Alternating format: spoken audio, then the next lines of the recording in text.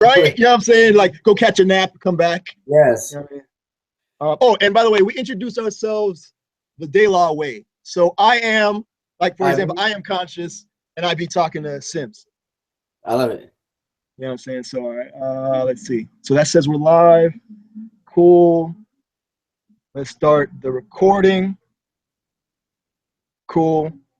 And start streaming. All right, let me double check over on here, make sure that it's getting this connection.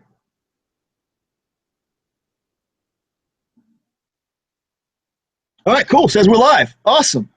All right. All right, so let's get into this after hours show. It is November 19th. I want to thank everybody for tuning in. I am conscious, and I'll be hanging out with Sims. You know what I'm saying? How you doing, sir? I'm great, man. Doing great. I am Sims. I be a rapping A rapper, talking with conscious right now. Nice. That's what I'm talking about. All right, so let's just jump into these topics because the way like I was saying before, I kind of want this. I'm biting Bill Maher. You know what I'm saying? Because it's always interesting the way he just has people on and just talk about what's going on. Yeah. In the world. So I wanted to kind of do something like that for hip hop.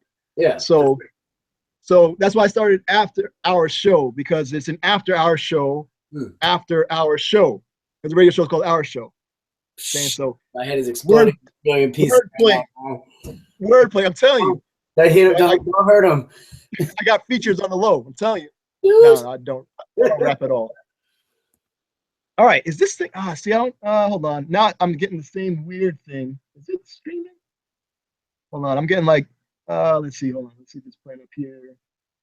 Let me go to my chat room real quick because we have a chat room at knowbetterhiphop.com, and like it's like it says it's recording and it says it's streaming, but it also said that last week and it only got like 2 minutes. So mine says live. Yeah, so that's why I'm doing this now with the Google Hangout, good old trusty Google Hangouts. Yeah. So our video chat is being recorded, but I also have it streaming. Oh, I see. And I think my streaming is not working. So, but you know what? At least we have this.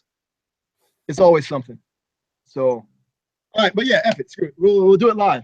Back to what we were talking about, man. Like, I try to learn this stuff, but just to like the requisite amount that keeps me alive out here. Exactly. It's always. You need interns. That's what I have. I always have like interns who are working with me who are like setting up the live stream and whatever. While I'm sitting here, I don't understand. Just tell me when to go. You know what I'm saying? Tell me when we're on. Totally. And then you can act like you're important. So like I'm the talent. You know what I mean? See, but the thing is, like I have a co-host, but he's traveling right now. And a problem is I don't know anybody consistent. That's the problem. Yeah. You know what I mean? I have nobody consistent in my life. Like I would love to be able to have people. Yeah, but, I mean, universities are a place to like find consistent people. You got another thing coming, but you can find kids. They're down. So yeah, I mean maybe I'll get on Snapchat or something because that's what the kids are on nowadays, right? I don't know. Snap's I don't know. Snap's fun. I just got on it. I can't get into it because it goes away. Like maybe because I'm an old man and I would like, if I put effort into something, I would like it to stick around. But here's the thing: that's why you have the Instagram. Is what I'm just trying to decipher this myself. Okay, so don't like I'm not an expert, but you have the Instagram for like these are my memories that I want to cherish and keep and share with my friends once a day, every day. But then the snaps is like just like the funny garbage time things in your life that are fun to you. So I shouldn't have Snapchat because on tour I drink a lot, and so everyone else on tour, and pretty much we only break out the Snapchat when it's like after the show. Someone should take that away from me. If I ever did like get famous or something, someone would have to take my phone away from me. Or you could be like, I can't be trusted with a phone after a certain hour of the day. Exactly. Thank you. Yeah, you brought it to the first thing I wanted to talk to about Donald Trump. What happened? I don't like. Yo, I don't understand. I mean, I just go ahead. Right? Are you? And is it weird to you when people and you hear and you say like President-elect Donald Trump? Is that weird Yeah, still? so like it was like like whatever, without having to like spoil anyone out there who may be a supporter of Trump or whatever. Like that's whatever for you, that's your own decision. But for me, it was personally like a devastating thing that happened Tuesday night last week, and then Wednesday morning I woke up and I was just completely like I had gotten punch drunk or something. Like someone had like hit me so many times that the world wasn't really happening. I was like in a bizarro world. Like, I swear to God, man, the Chicago Cubs completely ruined this for everybody. Like, they must have, like, somehow crossed the circuits to the multi-universe or whatever, and bridged the thing that you weren't supposed to bridge, and it opened up, like, the seventh layer of Dante's seven-layer burrito. And, like, we're completely in, like, this Taco Bell idiocracy wasteland now. Like the dude comes out like a chariot with Mountain Dew and a fresh settlement for fraud and everyone's like, let's get it. And he's mad at Hamilton for some reason. It's gonna be a real wild ride. And like I'm trying to just okay, I have legitimate terror in my heart about this thing, and I'm like legitimately afraid of some of the ramifications that might come the way, but at the same time, it's just too like the comedy of errors is too real to not enjoy it a little bit. A little piece of me is enjoying this. Yeah, you know what? I'm kind of hyped to see what's going to happen. Man, we are going to get swallowed into the next. Like, what is going on? It's like we're on edge. Like we have no idea. I'm confused about what happened. Like all the polls were so wrong. I think it was like. Partly is I think like it was like mega people embarrassed to admit that they were going to vote for him, and like shamed into saying they were not going to vote for him because they couldn't say they were going to vote for him because he's a monster. Like if you just read down his tweets, not even the things that he said, that's the most unpresidential, candidate we've ever had of all time. But I think that with Hillary, like it was deep because like I think that. People wanted Bernie so bad because it was kind of like outsider politics. And that's how Trump got through. Like Republicans didn't even want Trump by and large.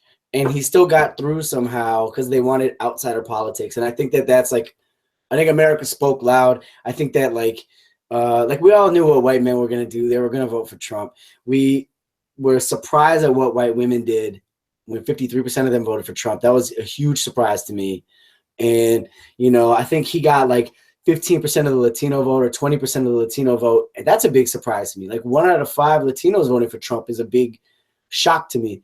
And African-American turnout was low. And yeah, I think like 8% or something. And it was basically a lot of groups out here announced that their vote isn't free. And you don't just get this vote because you're not Donald Trump. And that was what was said. And so that's what it is. And what blows my mind is that I think it's like 46% of people that eligible to vote did not vote at all. Yeah, but how many people eligible to watch the Super Bowl are going to watch that this year? Right? It's going to be exactly. That's if they even let it happen. Who knows if they're still going to be in America by that time? Canceled. Yeah, Super Bowl's canceled. It's going to be like 24 hours of The Apprentice. Yo, it's gonna be exactly. Yes. It's Celebrity Apprentice over and over. The NFL Apprentice. Yeah, okay. I want to get your opinion on some people that came out and said that they didn't vote, because to me, that's a problem. Not voting, because my theory is that they were like, hey, look at this freak show of a presidential election. Look at all this, get disenfranchised, you know what I'm saying? Get divided while we slide all these other amendments and all these other crooked politicians in to your local, you know what I'm saying? It's not Trump. It's not Trump. It's Steve Bannon and Newt Gingrich and his cabinet that he's appointing. I mean, and Rudolph Giuliani. Oh, good. I mean, it's Captain Stop and Frisk. I mean, it's getting real fascist real quick. And that's the true danger of it, is that, you know, people not voting, you know. But like I said, man, I think to me, the consequences of what would happen in a Trump presidency were so dire that I felt like I needed to vote, and I needed to vote for the candidate that I thought was most likely going to defeat him. I don't like really judge anybody for their decisions, but Yeah. you know, Hillary lost by 11,800 votes in Michigan, and 100,000 ballots left the presidential vote blank. You know, I think Harambe got more votes than her. And it's crazy, yeah. So I mean, you know, like, I think that what we saw was that your vote counts, whether or not you think it does. It actually does count, because you know, she lost by 11,000 votes, and there was 100,000 ballots left blank. That's a big deal. And, well, okay, well, yeah, because I want to talk about that also. But real quick, let's talk about like people, like for example, Kanye West. You know what I'm saying? Where he said, like in the middle of his show last in night, San Jose. Yeah, I think it was last night. 2 nights ago. Tripping. In the middle of his show, and it was like, this is from the Los Angeles Times. It stopped in the middle of the show. It's like, hey, I didn't vote, but if I would have voted, it would have been for Donald Trump. And then he says, you guys need to stop being worried about racism. Yep, exactly. Country, stop complaining about racism. Yeah, I got that right here. He said, stop focusing on racism. This world is racist, okay? Let's stop being distracted to focus on that so much. It's just a fact. We are a racist country, period. Do not allow people to make us talk about it that so long. It's a racist country. And not, oh, what the hell? And not one or the other candidate was going to instantly be able to change that because of their views. And then he said later on, sometimes things you might think are bad have to happen in order to change to happen. Sometimes you might have to not get your way to really understand what to do in the future to be able to get your way. And there you have it. What do you think? There was a Onion headline a couple years ago that I'm really reminded of, and the headline was, "There's never been a better time to have an F ton of money." And I think you know, there was a Wiz Khalifa tweet the other day that was like, "Oh, I can't believe he won, but like, it's chill, y'all. It's just like focus on love." We're like, what are you talking about? Like, that's a rich guy tweet if I've ever seen a rich guy tweet. You know, oh yeah, oh, this doesn't affect me, you know, at all. You know what I'm saying? It doesn't affect that. Like, it's like racism affects, like racism affects people a lot more than it affects rich people. Like, it affects poor people, middle class people, upper middle class people, much more than it does millionaires. It still affects everybody. Millionaires, and your life is still dope. Like, exactly. You know? Millionaires don't care, because at that level, the only color that really matters is green. Oh, you know what I mean? And when you have poor people scrapping for the same like dollar, you're gonna have people like, well, in order to feel better about themselves, the only difference is because they live next to each other. The only difference is to make themselves feel better is the color of their skin. Oh yeah, I mean, you know what I'm saying? If everybody had money, no one would care about racism. Everybody be focused on the money. Nobody cares. It's all capitalism. You know what I'm saying? And the people who do focus on the money, they're going to get bought out by the people who do have money, because they're getting in the way of their money. For sure. I mean, I feel like, I don't know. I feel like, without saying too much, I feel like this election brought out a lot of stuff. Like, white people kind of were scared to lose their spot on top. And that's what they said real loud, that we're like afraid to lose our number one spot. And white men especially, you know, like, we've held it down for a real long time. It's been a good run. Let's share some of the wealth. You know what I'm saying? You know, it's cool if like, it doesn't mean that you're going anywhere. It just means that like you're gonna have to share the top spot. It doesn't mean that you lose. You don't go, like, that's the thing that just blows my mind about it. Like poor white people hanging on to the idea that our country being great means like is code for like our country being white. And what that means is that if we're gonna be great and have white values or whatever, like that somehow you're gonna be rich all of a sudden, and like everyone's exactly like they're gonna take care of you. And you'll like your whole situation's gonna change. All your woes will be sorted out and whatever, and like it's just wild. It's just wild. I don't understand, but you know. Yeah, But you know what? This is gonna go down in history books. Lots of wine, and you know, the kid is gonna be okay. And so, okay, and now, so as an artist, how do you feel about what Kanye did? I mean, that's his right. It's his right to do it. I don't think that. Okay, I grew up listening to Chuck D. Okay. Chuck D taught me that, like, I have to use my platform to, you know, teach the people, help my community, you know, to be with my community, of my community, and for my community. He lives in Calabasas. He's doing the same.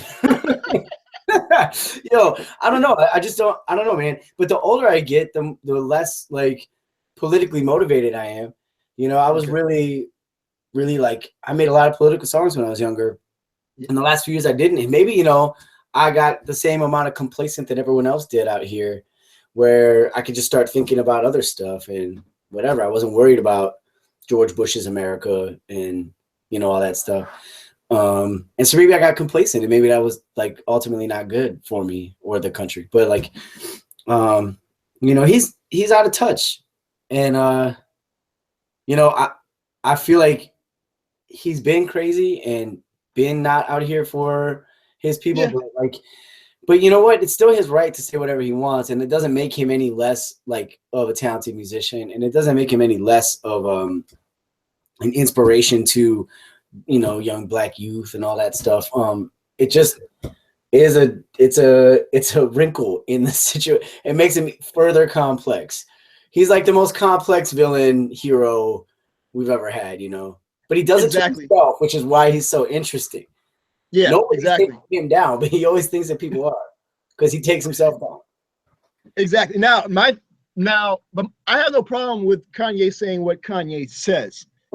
But he stopped his show in the middle. Yeah. And then for 25 minutes, kind of went off on a rant. Yeah. Now, I'm sure, what's the album, Saint Pablo or something? What's that? I'm sure his album is called like Saint Pablo something, right? Yeah. Okay. I'm sure the tickets are mad expensive. I mean, isn't he like floating on this huge stage above people? Like, it's millions every night. Yeah, I'm sure there's a lot of money being spent on tickets. I spent a lot of money. I don't want to hear a damn political speech. You know what I'm saying? Oh yeah. Especially dead in the middle of the show. After the show, it's cool with me. Oh, okay. You feel that way even like if you went to a Public Enemy concert, that you wouldn't hear some kind of, you know. Well, I mean, that's all throughout the music, but to stop, shut them down or something, and then be like, hey, FDT. I would have, you know, like, yeah. I mean, it's kind of known, but you're kind of there to, especially the type of stuff Kanye makes. Kanye does no sort of really political things anyway. You know what I'm saying? And so afterwards, because, like, for example, what the people of Hamilton did, you know what I'm saying? You know what they did, right? Yeah, I saw that today. That was awesome. And Trump, that was dope. And Trump like trolled them for that and demanded an apology. Yeah. But that's all smoke and mirrors, because that's to distract from the fact that he settled the Trump University fraud suit for $25 million today. $25 million when the people are asking for $40 million. No, but that's just the classic misdirection when he's like, "Oh, well, we'll talk about Hamilton. This is an insult. Exactly. This is a horrible thing that's happening." And, it's like, really? And how can you hate on the message? You settled a fraud case, President. Right? Mr. President, fraud? Come on. And I don't know how he can hate this message and call it abuse. He said, one of the actors of Hamilton said, we, sir, are the diverse America who are alarmed and anxious that your new administration will not protect us, our planet, our children, our parents, or defend us and uphold our inalienable rights. We truly hope this show has inspired you to uphold our American values and work on behalf of all of us. All of us. That is the most, like, aspirational, just, hey, let's all get together, because people were booing him, Mike Pence. And they were like, no, calm down, you know what I'm saying, because we're all in this together. Yeah. And then Trump, he decided he wants to say, our wonderful future VP, Mike Pence, was harassed last night at the theater by the cast of Hamilton. Cameras blazing. The theater must always be a safe and special place. The cast of Hamilton was very rude last night to a very good man. Mike Pence, apologize. No. Must the theater be a safe space? What? What kind of rule is that? One. Two, if you watch that, that's the most gracious thing they could have said to him. Yeah. Which was like, hey, let's work together and please don't kill us. Exactly. Like, we're very worried. We are terrified. And we would just want to let you know that, hey, people of color, as people of not like maybe cis or maybe not straight gender orientations or whatever, or sexual orientations, like they're terrified people. And there's a lot of us out here that are terrified of the circumstances. So be able to have the platform that Hamilton does to say, hey, sir, let's, and the way they did it was respectful as you could do. Exactly. So and the thing is, like, well, I'm telling you, man, that was smoke and mirrors about his suit. That's why I decided to make an issue of that today, Like, and, look, he just shouldn't be on Twitter. Like, there's just that just shouldn't be. It just shouldn't be. And it's always like complaining. You are the president now. What are you complaining about? You have the House, you have the Senate, you have everybody. He wants to be a celebrity. He doesn't want to be the president. He wants power and celebrity. And like, he's terrified of what he's gotten, Well, he offered it was Kasich. He offered Kasich, when he offered him the VP position, he said, you can handle all of my domestic and foreign policy. Yep. I'm just gonna sit back and chill. But what's left other than the domestic policy, which is here, and the foreign policy, which is there? What other policy is there? There's no other policy. There's nothing else. I don't know. I don't think he really knows what goes into being the president. He thinks it's just, I don't know if you read that New Yorker piece on Obama this week, but there was like, it was supposed to be a 15-minute interaction between Obama and Trump, who, by the way, is the spearhead of the birther movement. These two sitting in a room together. It's supposed to be a 15-minute conversation, and it's a 90-minute thing. And Trump has no idea what the transition team is like. He doesn't understand that the entire White House needs to be restaffed. Like, the entirety of it. He's got no idea. Because I think his son was like, so which of the staff is going to hang around? None of them? You know what I'm saying? Especially for you. Exactly. I'm going to quit. There's no way in hell. Come on. And I mean, and then early when he started running, people were asking him about his ground game. Like, get your things in position. He's like, what's a ground game? I'm like, oh my, what? What? He doesn't need it. He's Teflon Donald. I mean, Apparently, I do not. Okay, but fine. Shoot. All right. So now another person that kind of came out on the whole voting situation, Colin Kaepernick. All right. Now, shout out to Colin Kaepernick. I don't know what he did this week, but shout out to Colin Kaepernick. He said he didn't vote at all. Okay. And it is his right. You know what I'm saying? But it's funny that. But he would have voted on Trump, is what he said. The problem is he's not even registered to vote at all. He's never been registered to vote. Yeah. And so, and again, even if you don't vote for the president, like, I don't judge people on who they vote for. As long as you took the time to actually vote like you're conscious. Like, you took the time to see if these people's ideals match with yours. It wasn't just hype, or who put out the craziest tweet, or who's been on TV more, or whatever. Like, you actually looked into their policies. Like, all right, this person aligns with me. Yeah. Let me go that way. I can't be mad at that. You know what I'm saying? But to be like Colin Kaepernick, he said, hold on, let me find a quote. He said, where is it? All right, I think it would be hypocritical of me to vote. I said from the beginning, I was against oppression. I was against the system of oppression. I'm not going to show support for that system. Then later in the week, he said, I thought a lot of different things about the process and what I could and couldn't do. Once again, the system of oppression is what I have an issue with. I don't agree with the system of oppression. He likes the system of oppression a lot. And that's something that I will continue to not agree with. To me, it really didn't matter who went in there. The system's still intact that oppresses people of color. Wow. Now, he was asked, when asked why he would not vote in other elections that could impact changes locally, he said, there's more than one way to create change.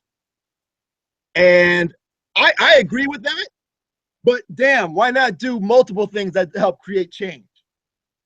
You know what I'm saying? Like, it's not going to take that much time out your day just to vote on things that happen within your community.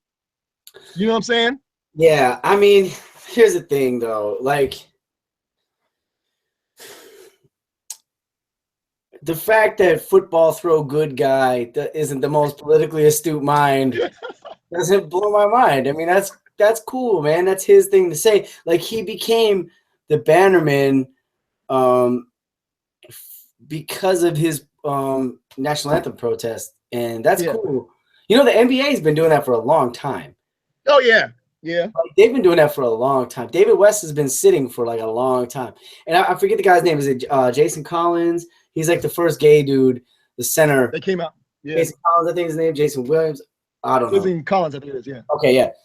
He was sitting. I mean, a lot of these guys have been sitting for a while. Like, Colin, like the NFL is a crazy thing. And the flack that Colin Kaepernick's been getting is undue. And I love the fact that he's out here with the afro. Like, it's great to me. Now, that doesn't mean that he's the only, like, dude to look at. It just means that, like, man, football is – like, the NFL is a crazy fascist organization to begin with. Like, the fact that he can do anything in that is all – I mean, Tom Brady's a Donald Trump guy. He has a Make America Great hat in his locker. Like, this is the company you're dealing with here. And you're talking about billionaires who run the sport. And they don't care about anybody other than themselves. As long as they keep pulling the money. I'm with him.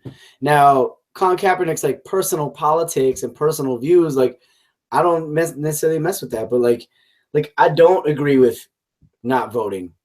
I understand the sentiment. Yeah, I think it's unless you're out there organizing and actually doing something. Like, if you're still going to practice and still playing football, don't act like you're just out here like that, you know? Yeah. You gotta go exactly. Like, you really understand the struggle. You know what I mean? Like you're a millionaire, and that's awesome for you. Congratulations. Yeah. And thank you for making a statement. That's also awesome for you. Exactly. But don't downplay.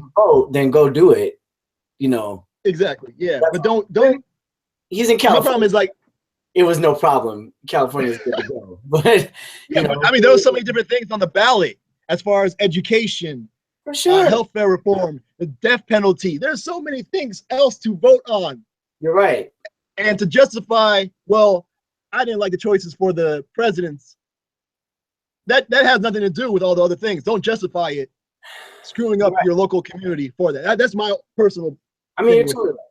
And your you know your community matters, and your representatives matter, and you know the referendums matter, and the president matters. It all matters.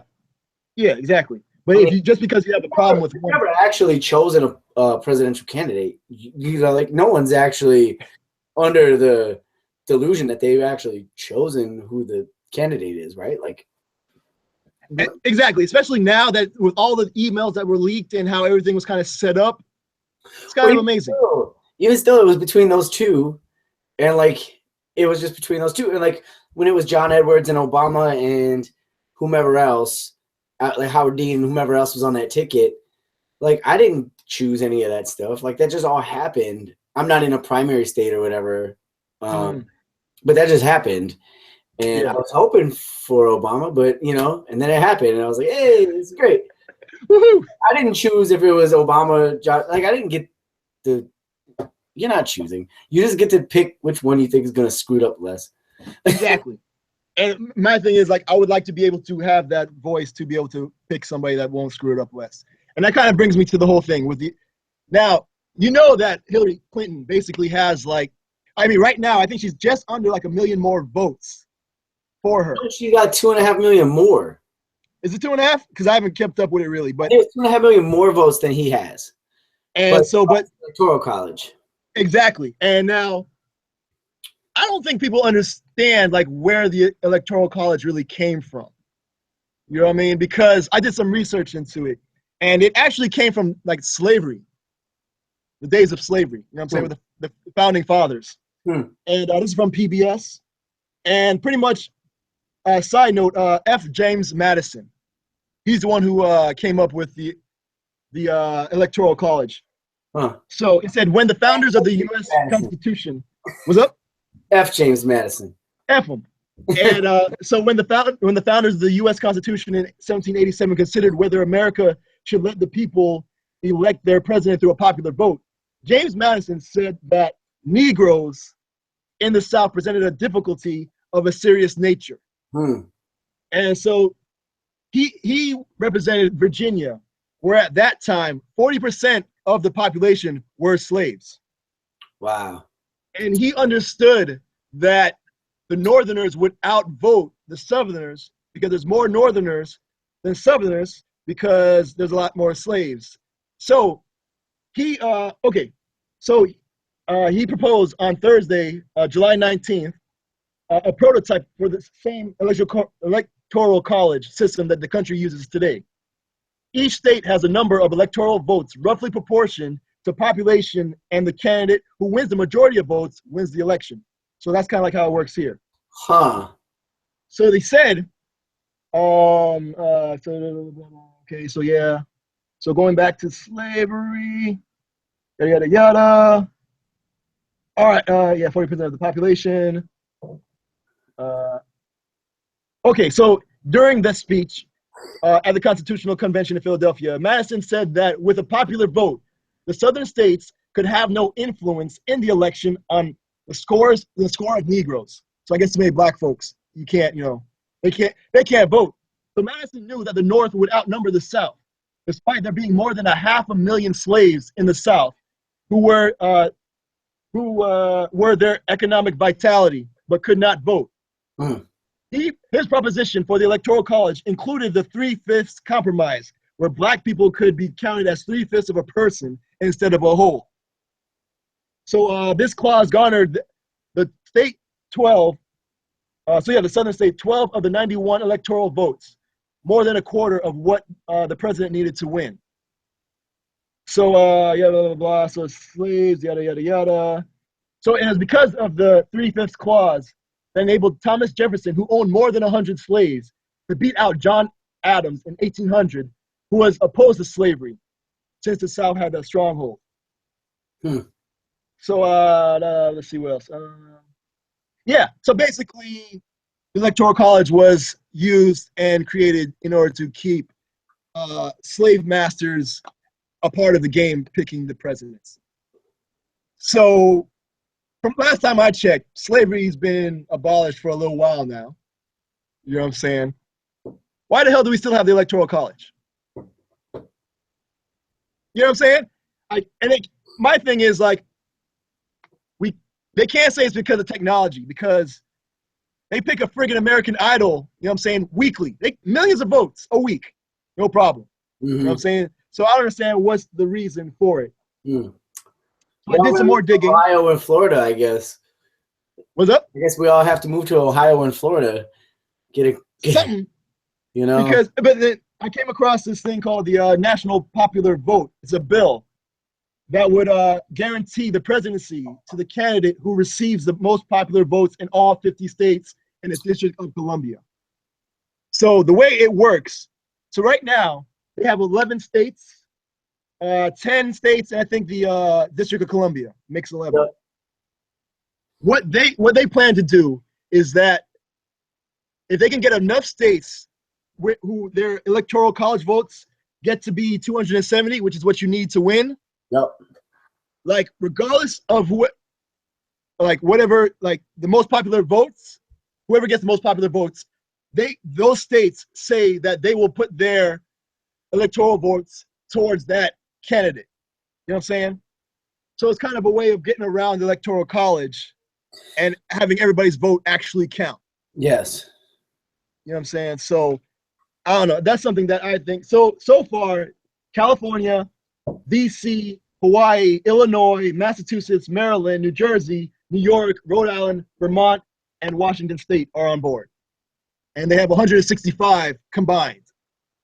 So they just need a little bit more. I think they need like 105 more. And so, I mean, if people want to kind of see some sort of change, I think this might be like the best way. I don't know. What do you think? I'm game. I'm game. All that seems so far over my head as far as my abilities to organize that, but I'm game. You know? No, I mean, like I have a link to the website and everything. Like I think it's nationalpopularvote.com, but I'll have the link to the website. We'll post it right here. To where? Post it on the show. Oh yeah, it's gonna be there. That's a little partisan for our show. I don't want to screw this up. You know what I'm saying? So, all right. So yeah. So that because there's a petition now out for having Hillary like kind of similar, but on change.org. And I don't want this to be all politics, but it's just so new and all this stuff just happened. It's been a weird week, man. You know what I'm saying? And so there's this change.org petition. So these are the different things that I kind of want to highlight what people are doing. Yeah. And so there's this petition. And apparently, I guess you need 4,500,000 votes. And they just need 10,462 now, as you know, at this time. And so okay, let me just say what it is. On December 19th, the electors of the Electoral College will cast their ballots. So they haven't done it yet, I guess. If they all vote the way their states voted, Donald Trump will win.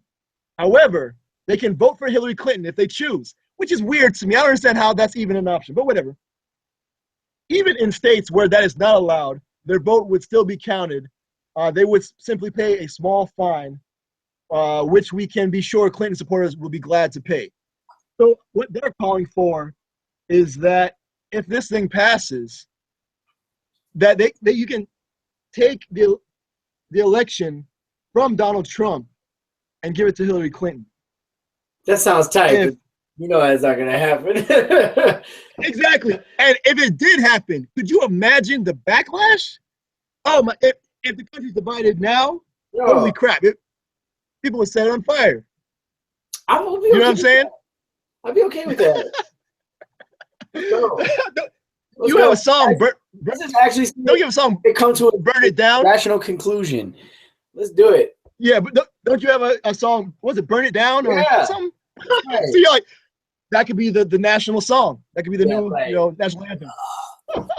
I mean, it's about that though. It's about like,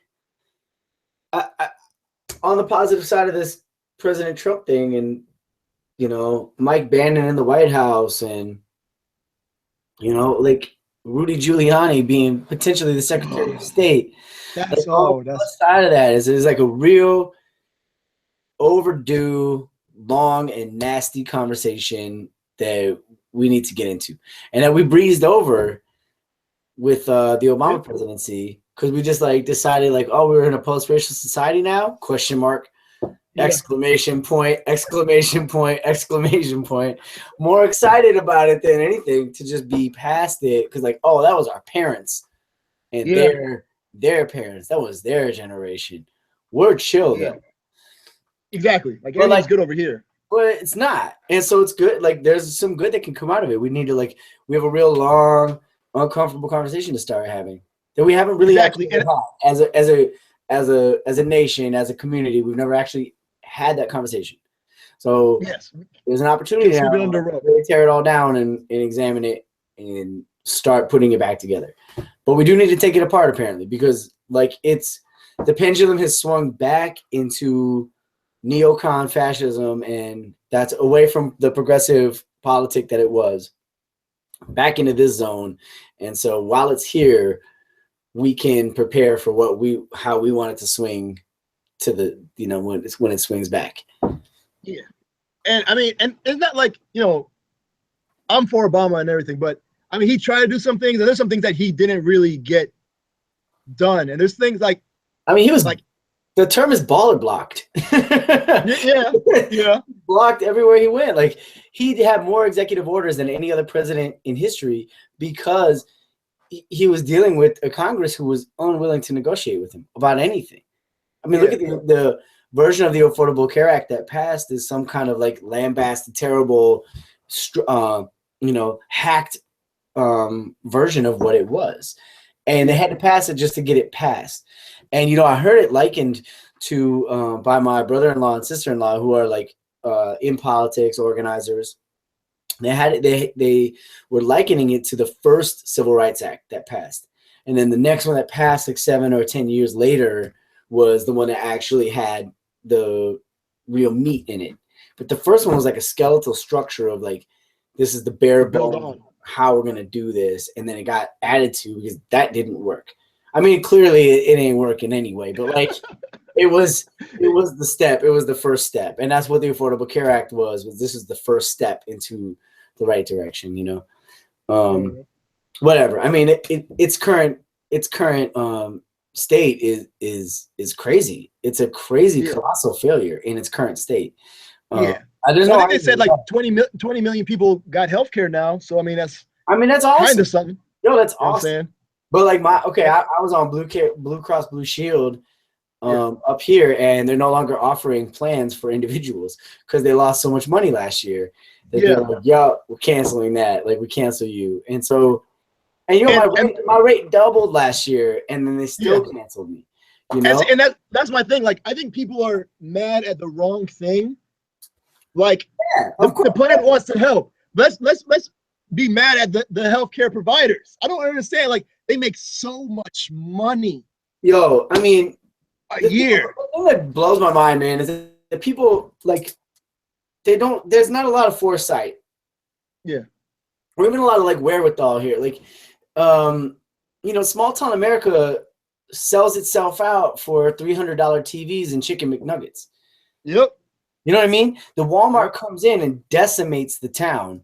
The whole local economy. People demand $300 TVs, and that's fine. It's just you don't see the ramifications of your actions. And when you do something, there's an equal and opposite reaction to whatever you're going to do. So you want $300 TV, and you deserve a TV too, and like everyone does.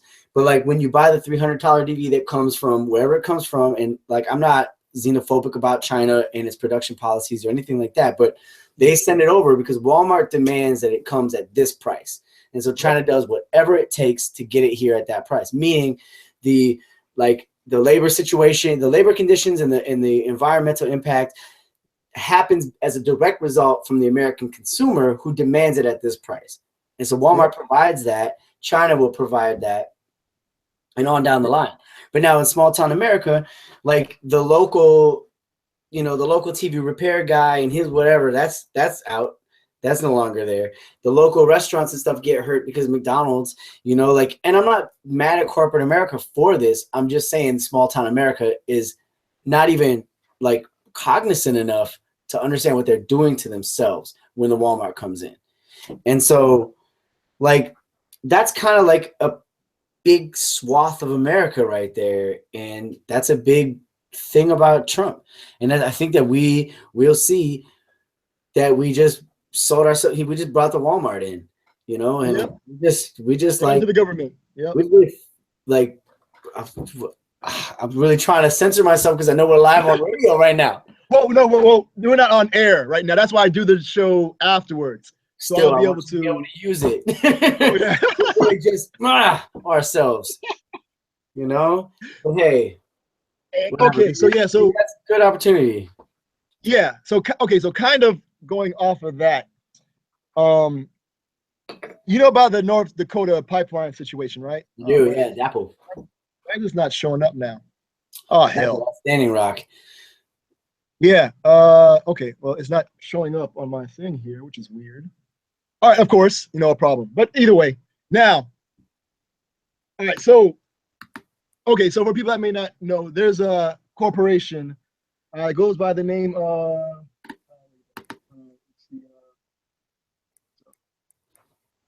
Okay. So the company is called. Like Energy Partner something or whatever, right? So now they this is from, I believe, PBS. They had an interview with the actual CEO of the company that's building the pipeline. Are you talking about Enbridge? Yeah, his name is William Bangham. From Enbridge, right? Enbridge is the company who's trying to put the pipeline in. Energy Transfer Partners. Okay. Kelsey Warren, that's the name of the CEO, right? And now this man He's saying, first of all, Donald Trump has stock in this company. You know what I'm saying? So if you think that it is not going to happen, yeah, he's an investor in the pipeline. It's what I do know. Yes, he's invested in that. So now they have to bring it up in the article, which would have been great if I could bring it up on here. But where to go? All right. So yeah. So the last question was President Trump, President-elect Trump, is I know he holds some stock in your company, reportedly, and I know you're a big supporter of his. They gave him mad money. Do you think when he becomes president that he will simply authorize the construction of this pipeline? And then Kelsey Warren said, well, I don't think a president actually authorizes an easement. I think he allows the rules, procedures, and laws. And they asked, but what do you think will happen when he takes over? You think it will happen when he takes over? And he's like, yes, I do. Well, duh. And now Kelsey Warren is already saying that it's happening. They're building it anyway. What's going on? Yeah. Even though the Army Corps of Engineers are like, hey, slow down. We own this easement. You're not digging underneath the river to build your pipeline. He's like, nah, I'm going to do it anyway. So they're literally breaking the law that the government is telling them. Yet the police are like harassing the people who are trying to protest the building of the pipeline. So while the crooks are still building their pipeline, these people are letting dogs on people, very peaceful people. They're called the water protectors. They're no sort of any type of violence except being put on them. I mean, they have these huge cans of mace. They look like fire extinguishers filled with mace, spraying these people down. I don't know. I don't really see it being brought up. And I mean, like, okay, I'm in the Midwest, so like those are my neighbors, right? Because I'm in Minnesota. Exactly. So I see a lot about Standing Rock, and we're really concerned about that up here. You know, yeah. I think that again, you know, we don't really have a great history of treating, you know, First Peoples and Native American peoples well in this country. You know, and I don't see that changing right now. Like, it's heartbreaking to say that, but you know, look, man, and it's crazy out here. It's just like the show must go on. You know, like, like nothing stops for money. Nothing stops for money. Even Kanye West doesn't stop for money. Like, nothing stops for money is what we're like learning out here right now. Exactly. So there you have it. I mean, it's heartbreaking, and like that's part of the, you know, if we want this to swing back, look, Standing Rock it's a foregone conclusion. You know, it's terrible, but it's what it is. Yeah. And so now it's like, what are we going to do? How are we going to learn from Standing Rock? And how do we bring the people of Standing Rock and other reservations and Native communities, whatever, to the bargaining table? Like, that's the thing that like really is heartbreaking about this whole thing is like, for white people, like, how are you going to bring these marginalized communities back to the table? Like, what do you think you're gonna do?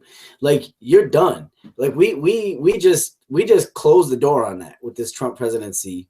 We closed the door on white people being able to invite people to the bargaining table. Now we got to go to their table, which is fine and all well and fine or whatever. But it's just no longer like it's over. You know, it's like it just is such a spit in the face of everybody. All these groups who are not. You know, the white populist. And it's just crazy out here. I don't know. I feel so many types of ways about it. Yeah, exactly. And I mean, and it's just difficult. Like, I think people are talking about people and not talking to people.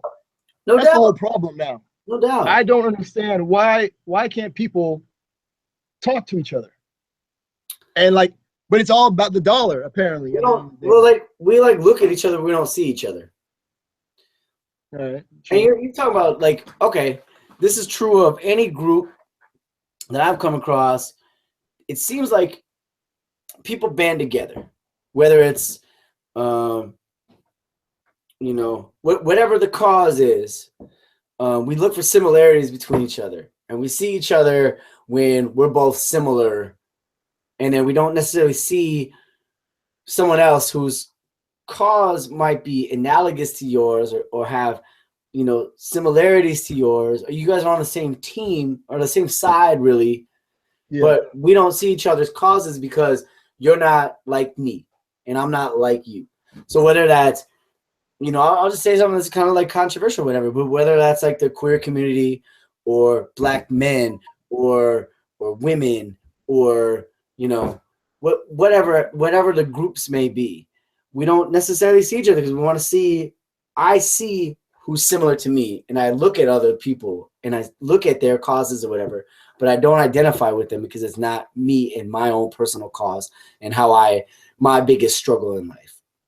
And I think that empathy, if we can get that's the whole thing. If I can get beyond my biggest struggle in life and my people who look just like me and their biggest struggle in life, and that's what ties us. If I can get beyond that and start to look at your biggest struggle and her biggest struggle and his biggest struggle and move beyond and then like empathy is right.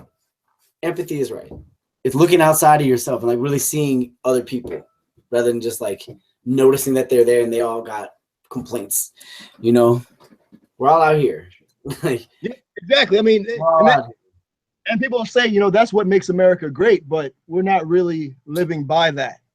You know what I'm saying? I mean, but I will tell you, man, I've traveled a lot. I've been all over Europe. It's better here than it is in a lot of places. Oh yeah. Like I don't, when people said they're leaving, I'm like, nah, I think I'm gonna stick it out here and see. Like Canada's awesome. Canada's got its stuff going on for sure. But you know what's funny? Like I saw something where they're like, the way America is building their wall against Mexico, Canada is building a southern wall themselves. You know what I'm saying? Yeah, they did after 9/11. It was really hard to get into Canada because of Bush's policies about getting into America. So Canada like flipped it, and so for artists and working, like people going there for work or whatever. So I know because when we tour there, it's really hard to get into the border of Canada. Yep, as a visa, right? So, a lot of shows don't come to Canada anymore because of how, like, I would have gone to Canada on my tour right now, but it's too hard for me to get in and out to just go hit Toronto for a day or go hit Montreal for a day. And I'll be doing a festival in May in Montreal, and I'm going to fly in and I'm going to totally lie about why I'm there. I'm there to chill today because I don't have a whole crew with me. It's going to be me and two guys. So exactly. Chill. And you make sure you ship your CDs beforehand or what have you. Your merch. You roll in a tour van in a trailer full of equipment and merch and whatever. Like there's no lying about that. You're there to work today, and you have your manifest, your equipment, your show contracts, everything with you. And it takes a minimum of 2 hours, but more like 8 hours at the border. It's crazy. They just hem you up, and they just and that's all because of the way that's just in turn from the way that we treated Canadians of any variety, whether they're working or just coming to hang out, coming into our country. And so, what goes around comes around, I guess. Exactly. Now, speaking of tours, you just completed a tour recently. Yeah, finished the first leg of the More Than Ever tour. It's put an album out November 4th called More Than Ever on Doomtree Records. And I left on tour right before it came out. I'm on tour with Air Credits, which is a group from Chicago, Show You Suck and The Hood Internet. And if you haven't checked out that record broadcasted, Air Credits is crazy. They're so good. But yeah, we did the East Coast, and now we're doing on December 1st. We start the West Coast run. If you're looking for dates, you can go to doomtree.net, check us out. But yeah, man, it's fun. It's great. Now, okay, and I wanted to kind of talk. I don't want to bring up like a sore subject or what have you, but like I saw on your Twitter, something kind of happened on tour. So we were parked in the mean streets of Carroll Gardens, New York, which is like, White Lady Strollerville. Like you're talking about like cold pressed juices and like free range yoga classes, farm to table beeswax candles and stuff. Like we were in like the bougiest neighborhood, and my guy Paper Tiger lives there, and like shout out to Paper Tiger, he's the greatest. He produced a bunch crazy on the beats. Man, he's so good. He's so good. Anyway, we're staying at his house, his apartment, and we stayed there a number of times. And we brought, everyone brought their laptop in except Maker that night. He always brings his laptop in, but for whatever reason, he forgot it in the van. And yeah, we had our lock popped and like a bunch of stuff taken out of the van, like $18,000 worth of stuff taken out of the van. And I mean, if you're a musician, you know how fast that like 18,000 really adds up, because this mic is 200 and this pedal is 1,200 and these cords to get it. This is $50 for this cord and 20 for that cord. And I need 50 of these cords or whatever, you know? And so, yeah, it was just like, it was unfortunate, man. And it was a big bummer. Like, it was a weird week that week. Like, Donald Trump's the president, you know, like a lot of stuff's happening in that week. And then this happens. But something so beautiful happened as a result, because we started to GoFundMe. And I want to pull that up. Let me pull that up right here, because that is amazing. Yo, it's unbelievable. The outpouring of support, that happened in 20 hours. We raised $2,000 in 20 hours.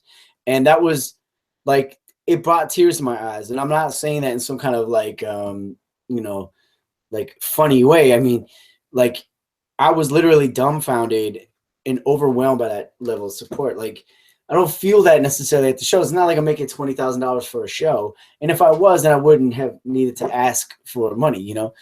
And so the fact that that many people came out and pledged, you know, $10 or $100, whatever they could, and just made that happen for us in 20 hours was just like, the sense of community was overwhelming, and the sense of support and the sense of gratefulness that I feel, and the other 5 of us in the van who got our stuff taken.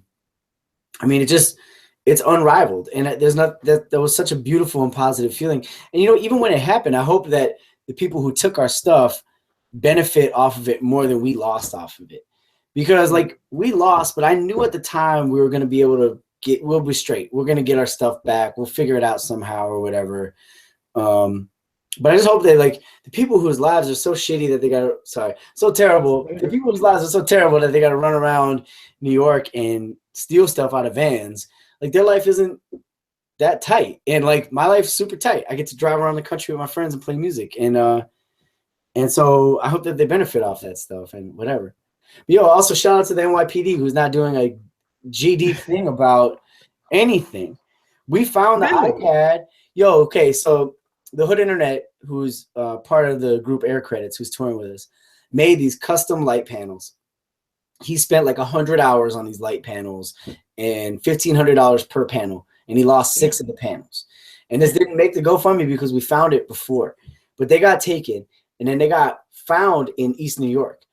And so it was wild. Like, wait, how'd you find it? Like, this sounds like some Colombian.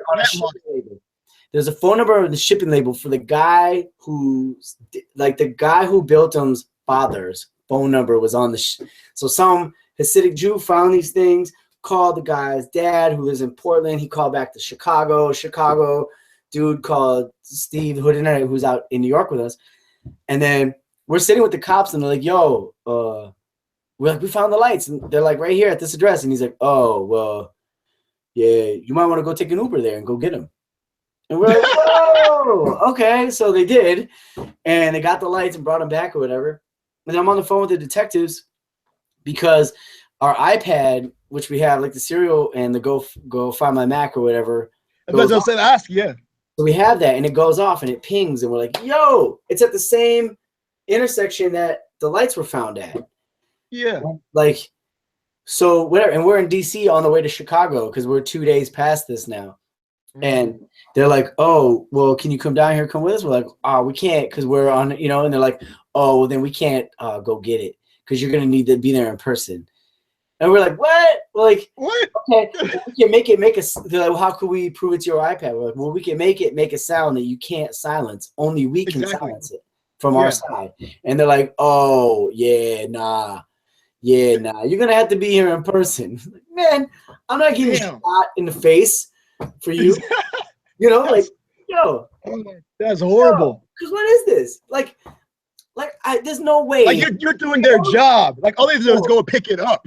Yo, I'm paying you for this. Also, be like, I'm not going to be, I don't want to be associated with coming to your place to get you in trouble about stealing my thing. Like, it sucks you stole my thing or whatever, and I'm bummed about that. But, like, clearly, you're, like, stealing things. And so I'm not going to come to your house to go get my thing. With, like, cops. Apparently, you don't have the same moral levels. You know what I'm saying? So you don't want to just go up on somebody's fun. You know? So like, but this is what I'm saying. This is what's so crazy about it is it only begets like sending the goons, right? Because the cops aren't doing anything for you. And they made that clear. So if it's me, like if someone got hurt in this situation, like then we call and send the goons, and all this cop stuff is just reinforcing the idea that you just need to go send the goons on people. Exactly. And that's how people get hurt. And that's how like that's what's wrong with like that's how we need police reform out here. Because they don't care about you and they're not working for you, and they don't work for us, and they're not going to. There is no protect and serve, because it's not like it's written on every cop car. They don't care. And you know, the NYPD's mad at De Blasio or whatever. Like they got their own reasons to not work for anybody, but come on, man. And so I'm sitting here like, okay, so this is my iPad, and I've had to call the detectives 3 times about this iPad, and it's a small thing, but like, what do you do if like this is your sexual assault case? Like, yo, it's already hard enough to admit, like, to go come out and say something about it in the first place, and then now you have to call 3 or 4 times, and that they're gonna, you know what I mean? Like, how are you gonna do it? Relive it every time, you know what I'm saying? Like, and they completely like dismiss you and whatever. Like, this is my iPad, and I don't care about the iPad, but like, I don't know. I put myself in someone else's shoes about this one. Like, man, something's got to change big time. And I'm not anti-cop. I'm just anti this cop. This level of cop. This exactly. Like, because I mean, police officers have a tough ass job already. They do, and I respect them for that. Like, exactly. I don't want to do myself. Exactly, but you kind of know going into it. You know what I'm saying? So you kind of knew what you want. You know what's going to happen. It's not something where you can just like, no, I don't feel like doing it. It says protect and serve, not when you want to protect and serve. Yo, I feel like one of my theories about how to improve policing and how to improve education are like kind of one and the same. And I feel like, so if lawyers can attract this amount of money and doctors can attract this amount of money, then you're attracting that kind of talent, because people aren't stupid out here and they don't want to do things for 30 grand a year when they can making 200 grand a year. So maybe we just raise the salary of what teachers make and what police make. And I know that has to come from somewhere. We have to pay for that somewhere. But we got a lot of missiles. We buy a lot of missiles. Exactly. How about we take them to tax more? We just have to maybe like reallocate some funds. Exactly. Like there was one a year, and you get way smart people. Like there was like one destroyer or something like that, where one of the bullets, I think it was like $800,000. Oh, no doubt. For the one Tomahawk missile was what, $1 million or whatever. Like one of those Raptor 22s is like I think $2 billion for an F-22 Raptor. Like I think it's $2 billion.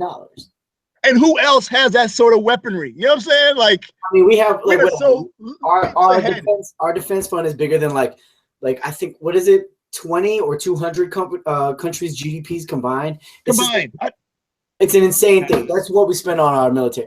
So I'm not saying we shouldn't spend money on our military, because it's real in the field. It's exactly crazy. ISIS, especially now. North Korea is real, and we got to spend money. But we just buy like 2 less planes, and all the cops could be making way more money, and we could get better cops. That's all. Exactly, and better training, because right now, de-escalation should be real. Yes, should be the thing, because right now I think the police are sent out to be fearful of everyone. But this is what I'm like, hey, make sure you get home. You see the worst in people all day, every day. Like you see terrible things in people all day, every day. You need a specific type of person who can handle that. You don't need, Joey Bats who was gonna make it in the MLB and then couldn't because he was like never good enough or whatever. Like he's now your cop. Like he's maybe not equipped with the temperament, sensibility to be out here with that. Maybe you need different people. You need different training, but maybe you need different people.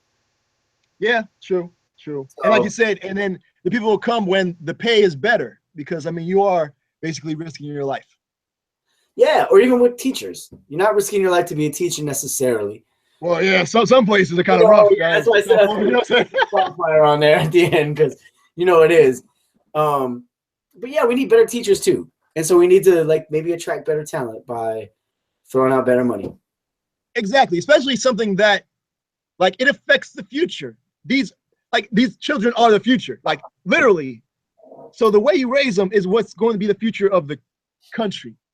And if you don't care about that, that could be a problem. It could be a real problem, and it will be a real problem. I mean, this is about to be a really real time about, budget slashing. Oh man, yeah. From the guy who didn't even buy ads for his own presidency. He didn't have field offices on the ground for his own campaign because it was too expensive. Amazing. I mean, and it worked for him. And so it's about to be like it's about to be crazy. It worked, yeah. All right, so speaking of crazy, let's talk about this album. You know what I'm saying? Love that. I love that. Hey, I do this for a living. Yeah, not really. I do it on the radio, so not really for a living. I do this on the radio. I'm not getting paid for this. All right, and for some reason, here we go. All right, let me pull this up because you had the crazy pre-order. Yeah. For your album. Yeah. Holy damn. Huh. Talk about what went into that because, wow. Like, I mean, no one has to buy anything out here in 2016, and so we were trying to incentivize people to buy it. We had 3 different packages so that anyone could buy it. Whether it was like we had a $14 pre-order, and then we had a $90 pre-order or $80 pre-order. Yeah, $89.99. More than ever collectors. And that came with, we did like limited edition, like gold dice. We did a screen print poster. We did a T-shirt. We did a Flexi 7-inch, which is a song that didn't come out anywhere else other than that Flexi 7-inch. We did a tape of demos that didn't make the record and collaborations I've done, whether it was like with I did a couple songs with this group from the Czech Republic and other people around the country, whatever. And so it was about like maximizing the amount of content we could give people. And then we did like a contest that if you were in the $14 level or the $90 level, we wanted everyone included in it. And the prizes were like, I'll record your voicemail, or I saw that. I'll fly you out to two runners up received their own personalized theme song, written and performed by you. Oh, I just made one yesterday, as a matter of fact. Damn, that is real.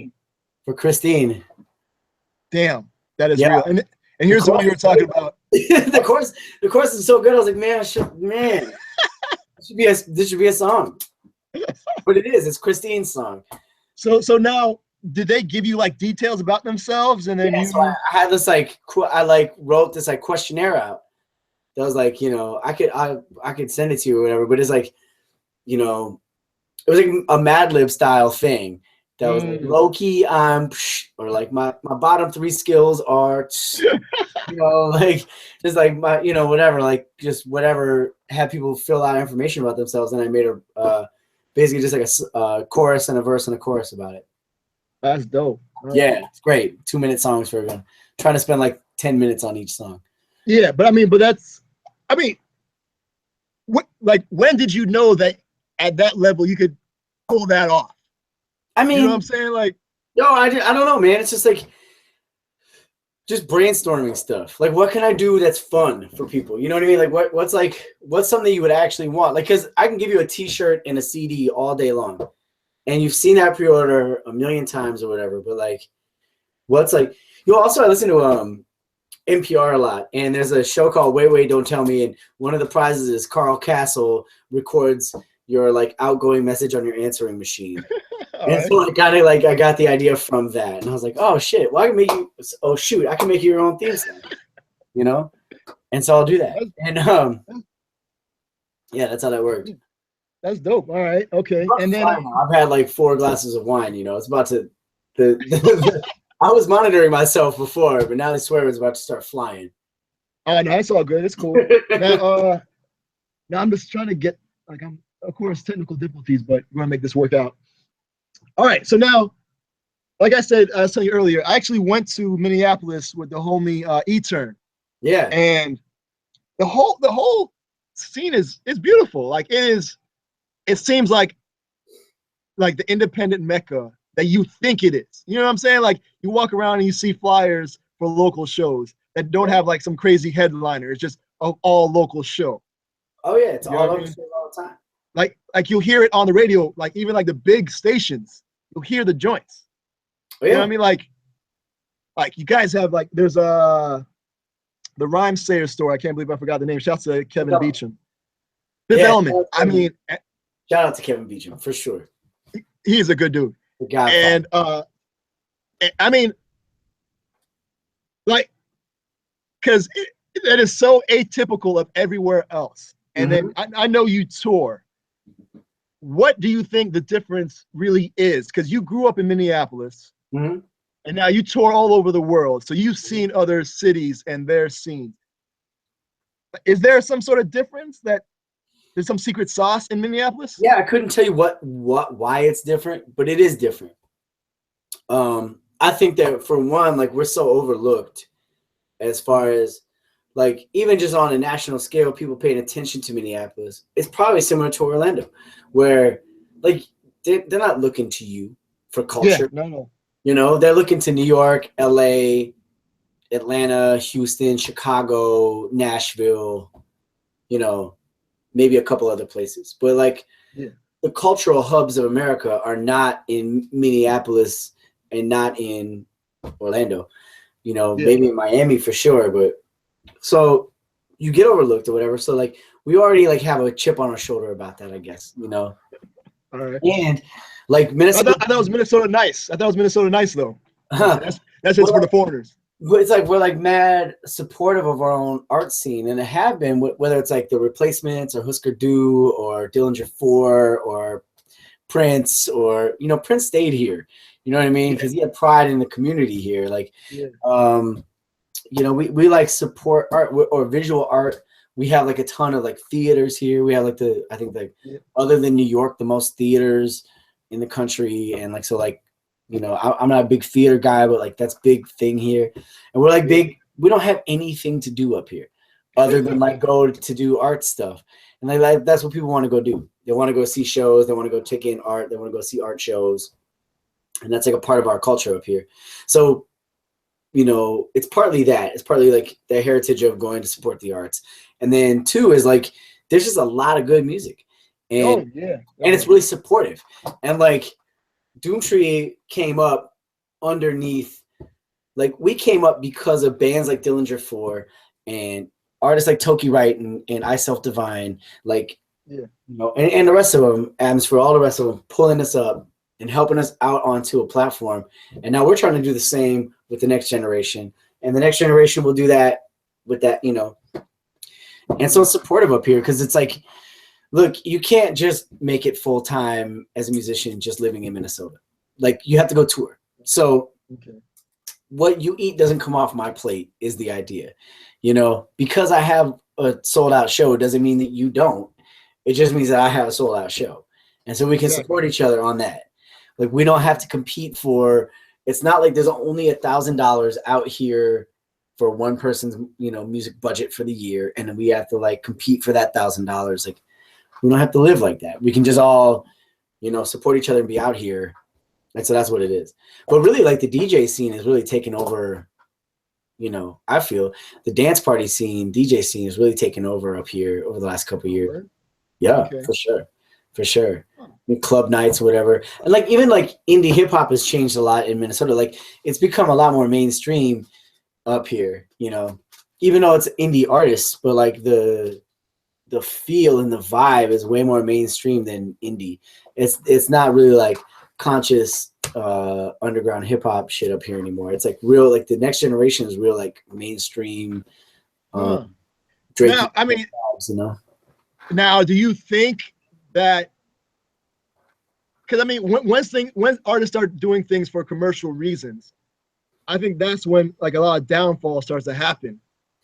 Because then you start getting that mindset like, oh, I need the biggest chain, so I'm in competition with this person now. Yeah. I mean, I don't know. It's hard to say. Like the internet changed the game, and I think that indie music right now looks like rap music looks really different than it ever has right now. Like, I mean, like the big artists are like, oh, there's a ton of big artists coming from Florida, you know, tons of them coming from Florida, and they're all vastly. But they never really. Like you're saying, they didn't really bring anybody with them. It's more about how much shine can I get, because the type of music that they're making is so here and now. So they're like, I need to maximize my time now that I'm in the spotlight. I can't worry about anybody else. I just need to make this money now because in 2 months. And I can't fault them for that. Like that's their own. And I can't fault them for that. That's cool. It's never been my modus operandi, but go get it, man. Go get your money. I'm not mad at anyone who want to get their money. Go ahead. But I think you have the long tail where it works out better in the end because you're not worried about being the next big hit to you build fans. I'll tell you, man, the only thing I've ever worried about is like authenticity and like telling my story the way I felt like it should be told. I don't want to like I don't want to do what anyone else is doing, and I don't want to pretend like it's something that it's not. You can hear get money FBs and all that stuff, from other people who do that like way better than I could do it. So I'm just gonna do what I'm doing, and whatever that works out to be is fine. But that's like my story, and that's what's real to me. And so anyone else out here is doing whatever they're doing, I can't fault them or judge them for that. Like that's them. The only thing I've ever been worried about is holding myself down and being truthful, and and not trying to be a fraud out here, and respect, because I do it because I respect the culture, and I respect where it came from, and I respect where it's going, and I just want to do my part to contribute and not put on and not pretend, Yeah, that's all it is. Right. That's dope. Okay, so because that's totally something a lot of people don't think about is the culture. Like just like in American politics, people don't think outside themselves and the people that kind of come behind them. I think that's, I think that's human nature, which is kind of messed up. It is. I mean, it's just short-sighted. But, again, if you would have talked to me 5 years ago about this, I would have had a much different approach to how diplomatic I'm answering the question. You know? I just think that I've gained some perspective with age. And you travel around and you if you have the chance to make $1 million, you should do it. That's great. Good for you. Make $1 million. Get it. Because I'll tell you, from a guy who doesn't have $1 million, it'd be lit AF, as the kids say. I'd be on Snapchat counting my $1 million every day. But well, you'd have to do it every day because it would go away. That's the other thing is that what I also never want to be is one of those bitter old rappers or bitter old underground rappers, especially it's not real. This ain't real hip hop. Whatever, man. This belongs to the kids and always has. It's always belonged to 16-year-olds. And the sooner you realize that as a 30-year-old man, the better you're gonna be. This belonged to you when you were 16, and the fact that you still get to participate in it at 30 is a blessing. It means you're not completely out of touch. That you still get to hold something, And I think a lot of it is just being exposed to it.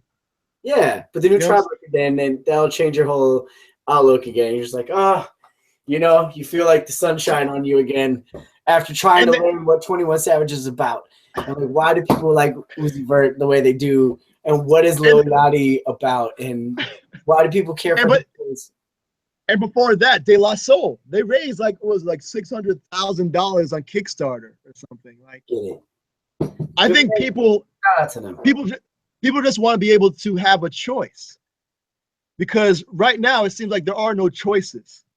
It's you're going to take this, you're going to like this, and then it's going to move on to the next thing because we can make more money from that because it's new. So we don't have to pay the veteran because they're going to ask for more money. It's so funny because we have the internet now. It's more than ever you have the ability to curate your own. But people are lazy. That is the problem. You know it. I mean, we talk about that all night long. That's been the theme of all night. Is that people don't want to put the work in. Things done for them, because that's my whole thing. PD or the voters or whatever. People are lazy. Let's just work on that, and the world will be good. I mean, that's not even a bad place to leave that. Real quick, a couple of things you brought up I want to talk about real quick. Yeah. John Hopkins. When did you get into him? Probably 2012, maybe 13. He's great. He's like a classically trained, and I'm probably gonna get this wrong, but he's a classically trained pianist who started making like kind of dance music, electronic music or something. But the way that he uses, like, for being like a music head, the way he uses his textures, his filter sweeps, and all that kind of stuff, the way he builds his beats, and then the sonic texture that he uses is just, it's overwhelmingly beautiful to me. And it's really exciting to me. Like, as a producer, it's just unreal work. But how did you come across him? Like, how did you first hear him? I don't know, man. I'm into all types of different music, you know. I listen to a lot of instrumental music, to be sure. Because, I don't necessarily, like, I'm not always about listening to tons of rap all the time, because I feel like I'm not into it, or like I get a little like whatever, or maybe I maybe subconsciously start biting styles or whatever. So I just try to listen to like instrumental music and come up with my own, stay in my own zone about words and whatever. All right. So well, that makes sense, because I mean, on the show, the radio show, like we play all type of stuff. Like, so we're a hip hop show, not necessarily just a rap show. So anything influenced by and anything that hip hop influences, we play. So we play funk, breaks, jazz, whatever. You know what I'm saying? So if it's dope, it gets played. The other day how Introducing changed my life. The DJ Shadow album, Introducing. That was 20 years old today. I knew it was coming up. Like, I knew it was like, I'd heard about that, and I was like, that made me feel so old, but I got that when I was a kid. And I remember like, whoa, my mind just breaking. Like, what? Rap music can sound like this. It was so moving, and it still holds up. Yeah, and I think that's what's missing nowadays, where it is, like, as far as commercially, you're not going to come across those type of things. It's so homogenized now, where it's going to be. That's true, but we still have like Run the Jewels, and like we still have things that blew up. Like Run the Jewels blew up, and that makes me happy. You know? Yeah, Run the but Jewels they blew up because independently. You know what I'm saying? As far as independent, but I'm talking about like mainstream commercial joints. Like, we just played Run the Jewels today on the show, but I know if I turn on the commercial station, I'm not hearing no Run the Jewels.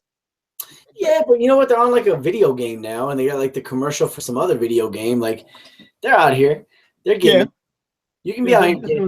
Like, shout out to Tech Nine. Tech Nine is like out here getting it. He's out here being an indie musician. He is the blueprint for independent artists, which is pretty much him and Atmosphere. And Atmosphere still getting, and that's great.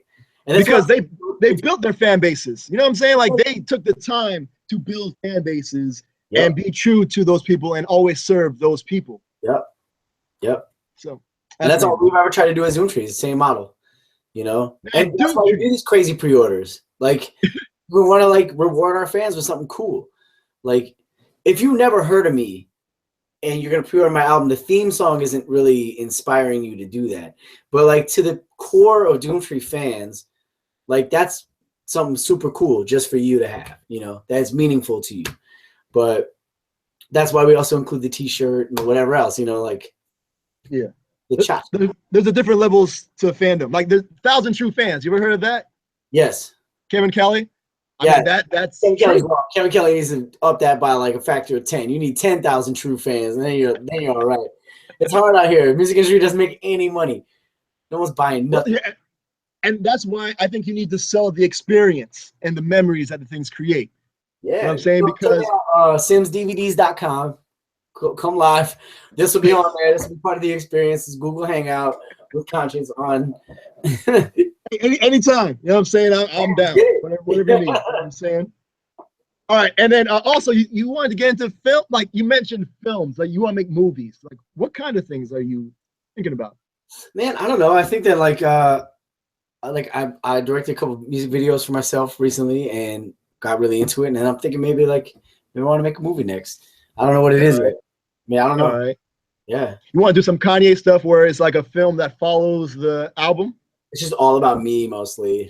Yeah, that's what I want to do. just like Kanye. As long as the camera's right here, I don't care what the movie is. All type of random stuff that's happening in the background. But as long as it's here, happening in the background, it's just me like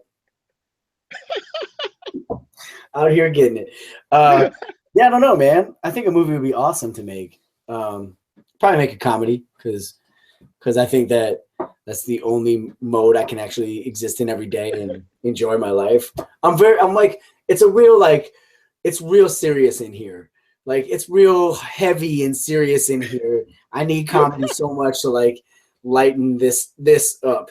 You know, the Yeah. rest of the world is the rest of the world, but like in here, it's already darker and heavier than it could possibly bear. So, you know, comedy is And you just, know what?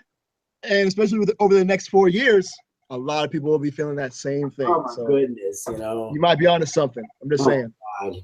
Yeah. I'm just making comedy from now on. No more So rap. so exactly. So it could be the Sims comedy tour next. It is. Oh, dip. It's a double dip. And then I just started going to some bars halfway through. Yeah. Do some like jackass pranks on some of the fans and stuff. Just randomly show up at their house. Yeah. Crazy ass white boy. Maybe I'll have like a whole new character.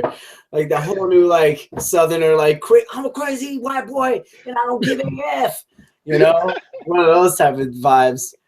Come on, like I subscribe to that. And all that. Rip the shirt I would subscribe to that on YouTube. You know what I'm saying? Yeah, So, yeah, for sure you would. Because that's the thing now, like as far as putting out films, like there's people on YouTube who put out like mini movies every day, like little vlogs. Yeah. That I've been watching. Like the technology and the distribution now, it kind of makes it so much easier and things. Not necessarily easier. You like the technology has made it easier, but the creativity still has to be there. Yo, and that's the thing. That's hip hop as hell. Like when the sampler came out and it was $1,000, that the access point into being able to make music went open for everybody. And so when people talk about like, oh, it's too much, the internet ruined hip hop because there's too much hip hop out there. It's like, no, the internet saved hip hop because it made anyone able to make it and anyone able to share it. And like that's truly the essence of the art form, is that like it's available for anyone, and if you're worthy, like people will find it. Exactly. It democratized hip hop. Like before, only certain people had it, and they would like give you a little bit at a time. You know? Now, anybody like you said, the market will dictate whether you do well at it. People, and that's why like I think things are important, such as like radio shows, because people need like people that they can trust to put them on to new things. That's the whole thing. That's what's up, though. We need people to like help us sort it out, like help go through this huge file of artists. And tell me what's up. I learned my music from the record store clerk and from skateboard video, like from skateboard vids and the music that the skaters chose for their parts, and then from the record store clerks and from radio shows, mix shows and whatever. And like, that's how I learned my music and how I decided to like start figuring out for myself.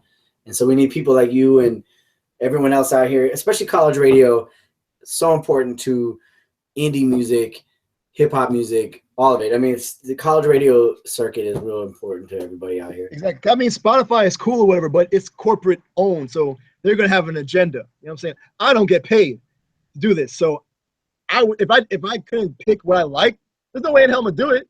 I don't get paid. What the hell? Oh yeah. You know what I'm saying? You're not getting the Pfizer kickback.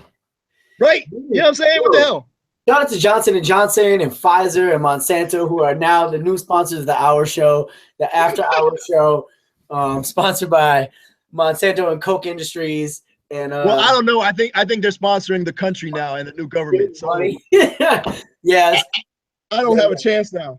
Yeah, you're right. All of radio has been canceled. Actually, I'm sorry. Not just shows, the entire medium of radio is now canceled. But what I would still do it though, which is dope. You know what I'm saying? Yeah. So, yeah. All right. So, anything else you wanna? Nah, man. Doomtree.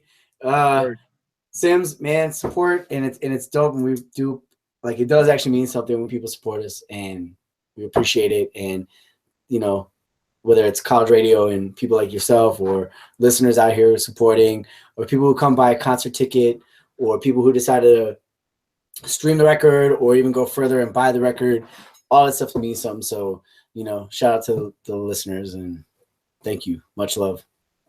Word. And now give me one random fact about the album cover. Like, because it's interesting. So if I'm on Jeopardy. It's about perseverance. It's my foot, and it's about perseverance. Like the idea is like going through a lot of stuff and accessing like that when you get hurt and you get hit, and that red stuff that comes out is actually gold.